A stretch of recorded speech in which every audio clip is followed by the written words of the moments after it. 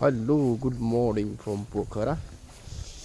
पोखरामा चाहिँ चिसो बढिरहेको छ, यस्तो कुहिरो पनि लागिरहेको छ। यति बेला बिहान 6 बजेको छ। लाइट चाहिँ यो कुहिरोको कारणले गर्दा नै हो है, एकदमै। हेलो दिप्सन, हामी चाहिँ बाटोमा भेट भएर, ऊ चाहिँ मेरो विद्यार्थी, म टिचर। यसरी चाहिँ मर्निङको समयलाई रनिङ गर्दै विद्यालयतर्फ जाँदै गर्दा यस्तो कुहिरो लागेको छ।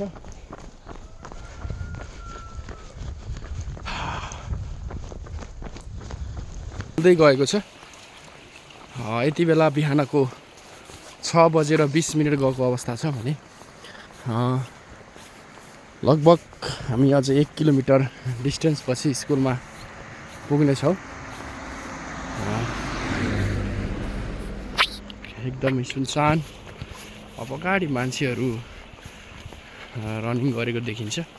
यो लाइटले एकदमै फोकसिङ गरेको भएर उज्यालो जस्तो देखिएको छ, तर एक्चुअली चाहिँ मौसम अँध्यारो नै छ। म देखाउने छु बाटोमा मैले कतिवटा विद्यार्थी भाइ बहिनीहरू भेटाउने छु। मैले एउटा चाहिँ भेटेको छु। अब हेर्दै जाँदा ट्युसन चाहिँ 36बाट सुरु हो।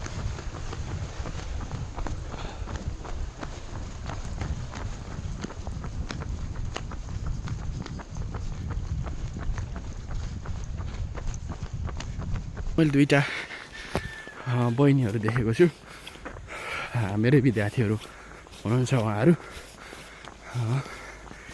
बाटोमा है। अब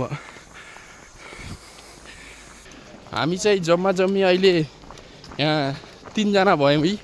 बाटोमा देख्न सकिन्छ ऊ बहिनीहरू बिस्तारै आउने कुरा भयो। हामी चाहिँ रनिङमै छौँ, अझै कतिजना भेटाउँछौँ हेर्दै जाउँ। हाम्रो टाइम चाहिँ 6:30 हो।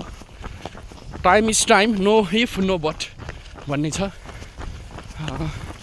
फेरि मैले बाटोमा अर्को बहिनीलाई पनि देखेको छु, हेरौँ। अर्को बहिनीलाई मैले रनिङमै देखाउँछु। हेलो दिपिका। स्कुल नजिकै आइपुग्यो। अर्को विद्यार्थी पनि यहाँबाट निस्किँदैछ। फेरि अर्को 2टालाई पनि मैले स्कुलको नजिकै गेटमै भेटाएको छु। हेलो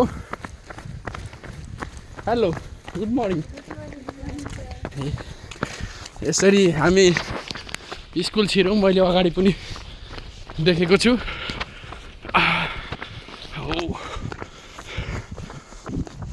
1 2 3 4 विद्यार्थी बहिनीहरू कुहिरोमा एकदमै लागेको छ। यो हाम्रो विद्यालय हो। बिहानमा यसरी मैले अगाडि देखेको छु। यो बहिनीहरू चाहिँ हाम्रो आवासीय विद्यार्थीहरू हुन्।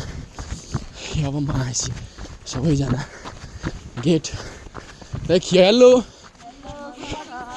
Good morning. यसरी हामी रनिङ गर्दै दुगुर्दै आउँदै आइपुग्यौँ स्कुलमा। देख्न सकिन्छ। यस hello good morning Chaudhary sir. आज म घरबाट रनिङमा थोरै टाइम लेट भयो। आउँदाखेरि यसरी स्कुलमा प्रवेश गरेँ।